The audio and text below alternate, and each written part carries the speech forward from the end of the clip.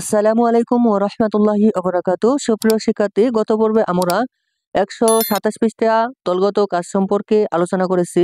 আজকে তোমাদের এই পর্বে দলগত কাজের ১২৯ পৃষ্ঠা আলোচনা করব এবং তোমাদের নমুনা উত্তর দেখিয়ে দেব। প্রিয় শিক্ষার্থী, তুমি যদি আমার এই চ্যানেলটি এখনো সাবস্ক্রাইব করে না থাকো, তাড়াতাড়ি সাবস্ক্রাইব করে পাশে থাকো।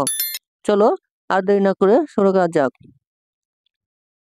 দলগত কাজ। নিজ এলাকার ইকো ট্যুর স্পট নির্বাচন।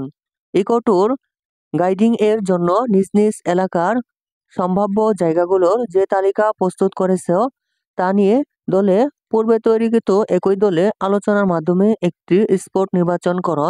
স্পট নির্বাচনের ক্ষেত্রে ইকো ট্যুরের উদ্দেশ্য এবং অন্যান্য বিবেচ্য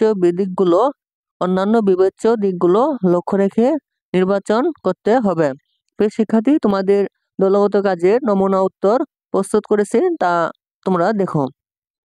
অষ্টম শ্রেণী জীবন ও জীবিকা পৃষ্ঠা ১২৯ দলগত কাজের নমুনা উত্তর নিজ এলাকার ইকো ট্যুর স্পট নির্বাচন।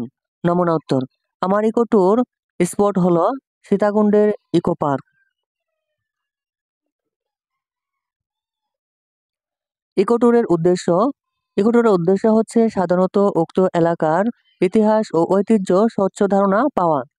নাম্বার ২, পর্যটকদের ট্যুর স্পটের পরিবেশ ও প্রতিবেশ সম্পর্কে স্বচ্ছ ধারণা পাওয়া। উক্ত এলাকার ঐতিহ্যবাহী খাবার বা পণ্য সম্পর্কে স্বচ্ছ ধারণা পাওয়া। স্বচ্ছ বা স্থানীয় বিষয় সম্পর্কে সঠিক তথ্য ও উপাত্ত এবং এর ইতিহাস সম্পর্কে জানতে পারা। ভ্রমণকৃত অঞ্চল সম্পর্কে ধারণা পাওয়া। উক্ত এলাকার কৃষি কার্যক্রম পর্যবেক্ষণ করা ও হাতে কলমে বাস্তব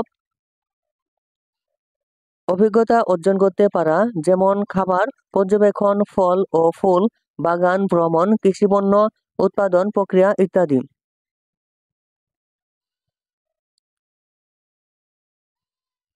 সীতাকুণ্ডের ইকো পার্কের অন্যান্য বিবেচ্য দিকগুলো হলো: প্রথমে, সময়ের সর্বোত্তম ব্যবহার নিশ্চিত করে দক্ষতার সাথে ট্যুর ব্যবস্থাপনা ও পরিচালনা করা। শুরু থেকে শেষ পর্যন্ত পর্যটকদের নিরাপত্তা ও নিরাপদ ভ্রমণ নিশ্চিত করা।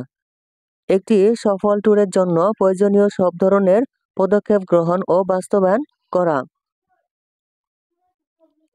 ভ্রমণকালে পরিবেশ বান্ধব আচরণে পর্যটকদের অভ্যস্ত করে তোলা। প্রিয় শিক্ষার্থী, এই ছিল তোমাদের দলগত কাজের নমুনা উত্তর। প্রিয় শিক্ষার্থী, আমার চ্যানেলটি এখনো যারা সাবস্ক্রাইব করোনি, তাড়াতাড়ি সাবস্ক্রাইব করে পাশে থাকো। ধন্যবাদ।